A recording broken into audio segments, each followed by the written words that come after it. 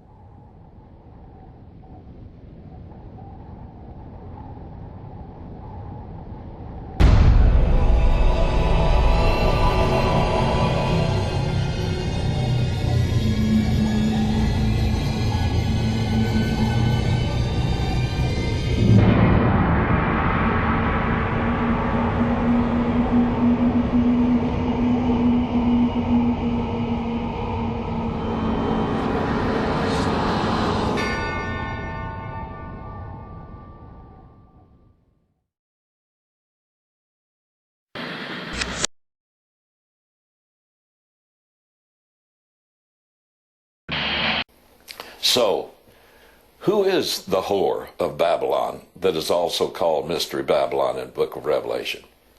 It will be made up of all the churches who don't have to get new pastors or priests after the rapture. You get my point?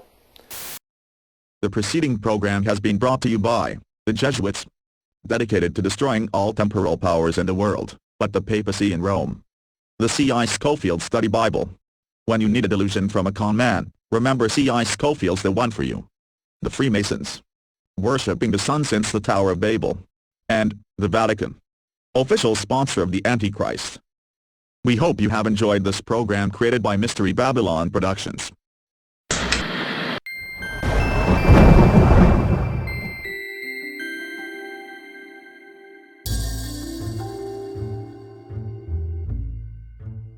According to the Bible in Revelation chapter 18 and verse 23, Mystery Babylon is a term that refers to something that has deceived all nations. So that means also that Mystery Babylon, or spiritual Babelism, has been spread out across the earth, just as we read in Genesis 11. And in the very next verse we are also told that all the blood of the prophets and saints which were slain upon the earth are found in her, and this includes therefore the blood of righteous Abel in Genesis 4. This means that spiritual Babelism stretches back in time since the time of Adam and Eve in the Garden of Eden. It is not something that will only exist after the magical secret rapture invented by Jesuit disinformationists and Freemasons. It exists today. And it existed even before this text was written for the book of Revelation in the 1st or 2nd century AD. However, just as the term Antichrist was used to refer to a type of many, but also the personification of just one, so too the term Mystery Babylon was being used to refer to a specific expression of it in the prophecy contained in the book of Revelation. Mystery Babylon is said to have a localized manifestation in one city which the author of Revelation was addressing. But it was one city which was also a global empire. There have been many empires throughout history, and there have been many cities. But there have not been an innumerable number of city-state empires. The Greek Empire was not, it was made up of an alliance of several cities. The same could be said of the Chinese Empire, the Japanese Empire, the British Empire, the Spanish Empire, and even the French Empire. And this includes virtually all today's modern empires from the former Soviet Union, to the European Economic Community, to what some today call the American Empire. These are, and were, all empires made up of an alliance of several cities, and even states.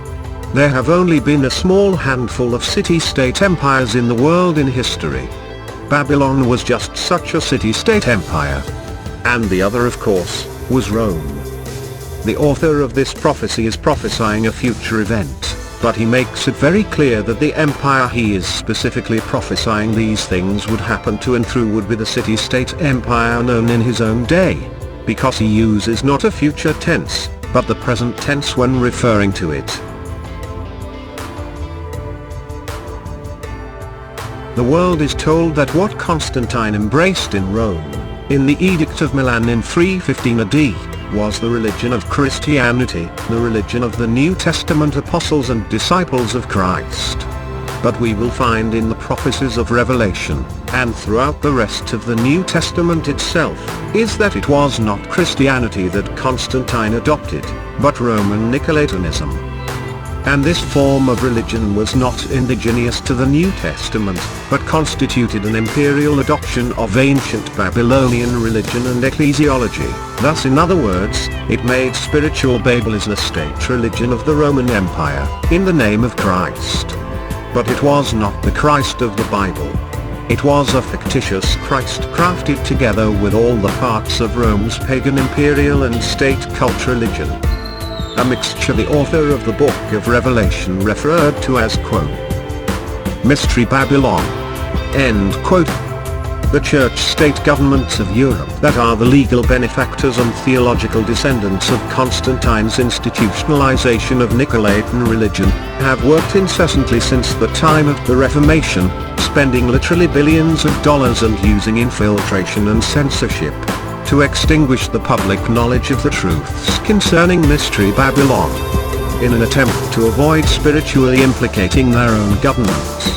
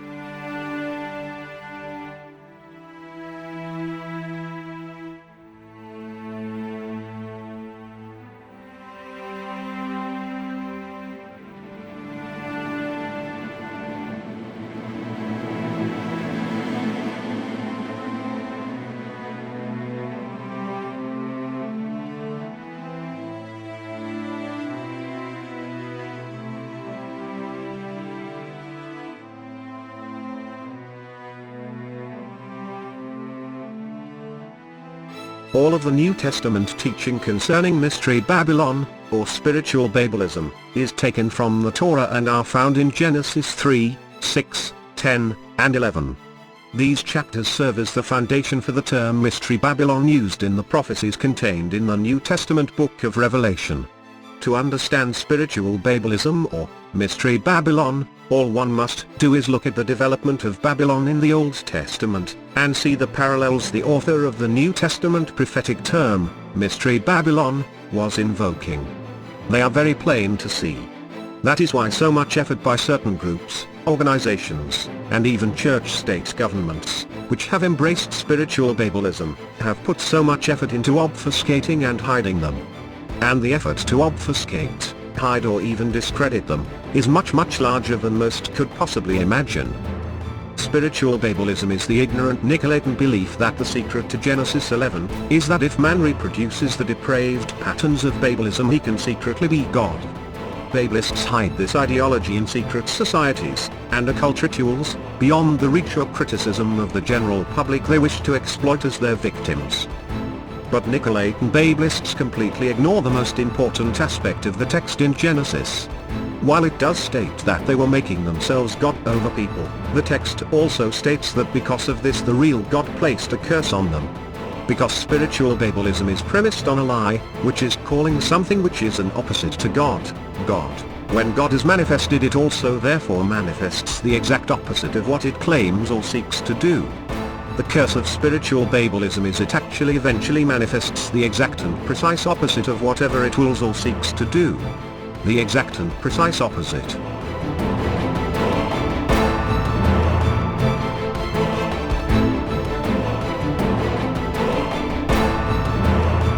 Tower of Babel was not a round tower, but a square structure rising in stages, probably about 100 meters high as seen, as the royal procession began to climb the tower, climbing to the blue temple at the summit, the temple of Marduk, god of the city.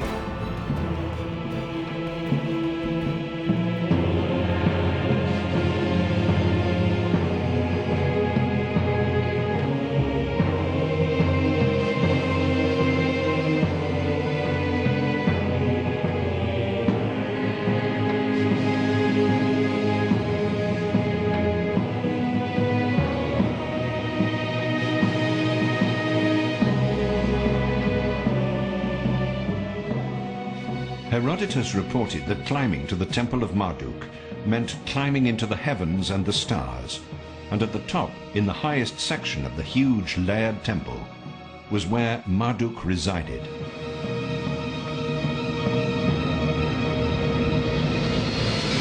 Text of the Babylonian account of creation reads, quote, "When Yah saw him, the Father who begot him, he exulted and glowed, his heart filled with gladness. He rendered him perfect and endowed him with a double Godhead. Greatly exalted was he above them. He was the loftiest of the gods, surpassing was his stature, his members were enormous, he was exceeding tall. My little son, my little son, my son, the sun, son of the heavens, clothed with the halo of 10 gods, he was strong to the utmost, as their awesome flashes were heaped upon him. Anu brought forth and begot the fourfold wind, consigning to its power the leader of the host." End quote.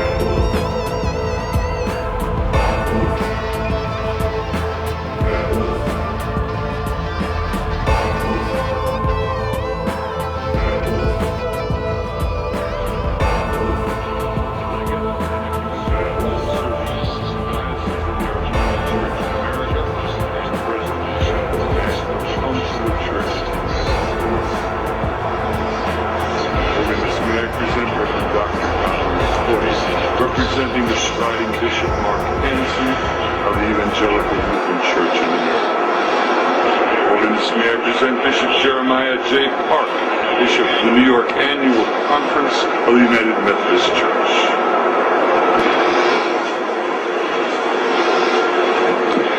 Your Holiness, may I present Reverend Wesley Granberg Michelson, the General Secretary of the Reformed Church in America. Your Holiness, may I present Reverend Dr. Clifton Kirkpatrick, the stated clerk of the General Assembly of the Presbyterian Church in the United States. Your Holiness, may I present Reverend Dr. William J. Shaw, President of the National Baptist Convention, United States. Your Holiness, may I present Bishop James Leggett, General Superintendent of the International Pentecost Holiness Church. Your Holiness, may I present Dr. Leith Anderson, President of the National Association of Evangelicals. Your Holiness, may I present Bishop David H. Benke, President of the Atlantic District of the Lutheran Church, Missouri Synod. Your Holiness, may I present Reverend Dr. A.R. Bernard Sr., President of the Council of Churches of the City of New York. Your Holiness, may I present the Right Reverend Mark Sisk, Bishop of the Episcopal Diocese of New York.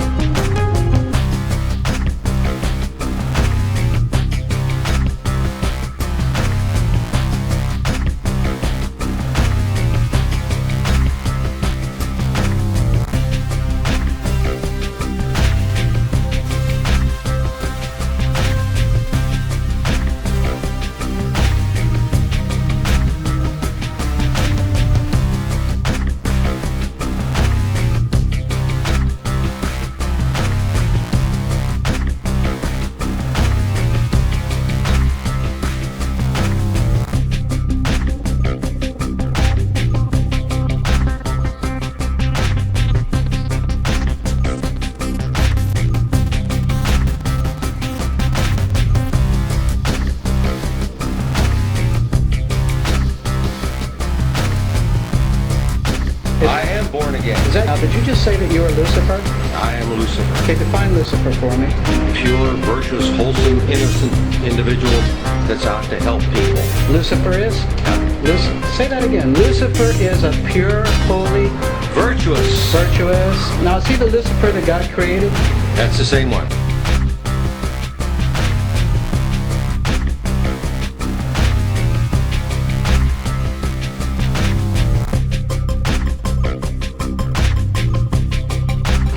I am Lucifer. I am Lucifer. I am Lucifer.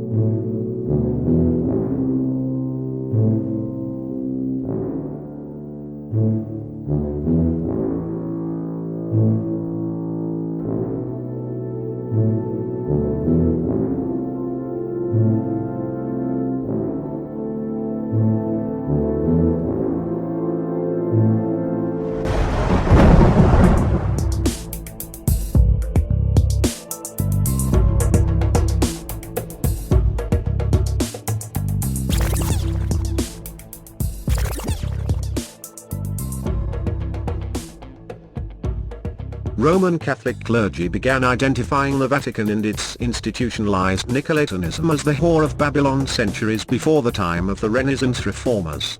Most people today, when they hear this phrase, think of it as simply some kind of Protestant insult against the Catholic Church. This common misconception is a testimony of the success the Counter-reformationists have had in literally brainwashing the public, and suppressing centuries of Western European history. The phrase, "the whore of Babylon," is a technical phrase that refers to the fulfillment of a prophecy in the book of Revelation concerning a counterfeit religion which was prophesied to come in Christ's name and eventually dominate the Roman Empire. Protestants did not call the Roman Catholic Church the whore of Babylon. Roman Catholic clergy called it that, and began warning both the kings and people of Europe it was endangering their salvation. But before reformers began calling it that, and even before concerned Roman Catholic clergy began calling it that, Rome itself called its own church the whore of Babylon, thinking it was a secret wisdom. In 1945, a collection of writings now known as the Nag Hammadi Library from the St. Papacy monastery were found. St. Papacy was the founder of Catholic monasticism.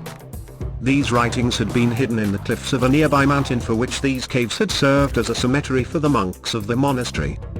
James Robinson, a scholar who worked on the recovery, collection and publication of the manuscripts, stated in the foreword of the first edition of the Nag Hammadi Library the following. Quote, "The care and religious devotion in the manufacture of the Nag Hammadi Library hardly suggests the books were produced out of antagonism, but rather reflect the veneration accorded holy texts. Desert ascetics during this period were believed to have miraculous powers, and their word and judgment were considered as those of God himself." Augustine, in his famous book, The City of God, refers to these very same desert ascetics from the exact area the Nag Hammadi texts were discovered, and states the following. Quote, "Theodosius sought the advice of John, a servant of God who lived in the desert of Egypt. Popular opinion has it, and he had heard, that this man possessed the gift of prophecy." End quote. It was these quote desert fathers end quote who were the theological architects of the new emerging religion of the Byzantium Empire, known today as Roman Catholicism, which is another religion apart from Christianity, and thus why its distinction in name. Several centuries after the reformers had made the discovery that the Church of Rome was the whore of Babylon prophesied in the scriptures, these texts were uncovered by archaeologists. They document the fact that the earliest architects of Rome's new religion were teaching a form of occult monism that later in history became the basis for virtually every major secret society in Western civilization, from the Rosicrucians to the Freemasons to the Jesuits. They taught that opposites were secretly the same thing, meaning that both Christ and Antichrist were the same. And they also taught that the whore of Babylon prophesied in the scriptures by the apostles of Christ was to be the same thing as the church, the Roman Church. Not only did it synthesize Christ with the Antichrist in the form of the Papacy, but it also synthesized the Roman Church with the whore of Babylon, intentionally adopting patterns prophesied in Scripture concerning the Antichrist and the whore of Babylon within the Roman Church, by design and with full intent. The post-Desert Father period of ecclesiology demonstrates that Rome did in fact take these instructions and intentionally implement them into the design of their new religion. Three very apparent examples of this intentional synthesis can be found in adoption of the worship of Apollyon on December 25th as a Christ Mass. No real Christian would have ever agreed to such an overt synthesis with what had been spelled out in the New Testament as literally the worship of the devil, in Revelations chapter 9 verse 11. The second example of this synthesis can be seen in the fact that the next Pope of Rome after Augustine's own writing was a Pope literally by the name of 3 Sixes, Pope Sixtus III, which is literally Latin for sixth three. Yet, you can see from history, this name with its 3 Sixes were not only embraced and made Pope, it was done so without a slightest official controversy. And a third example can be seen in the adoption of forms and rituals.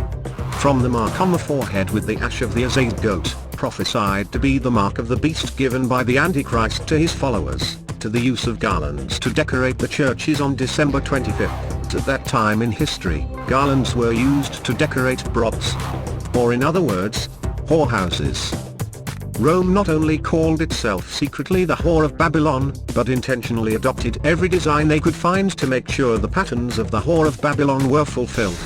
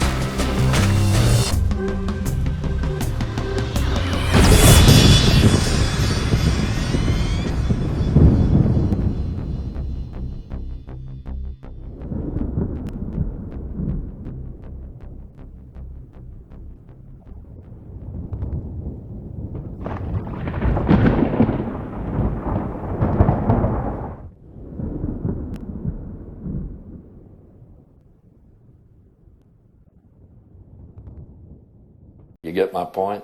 You get my point? You get my point? You get my point?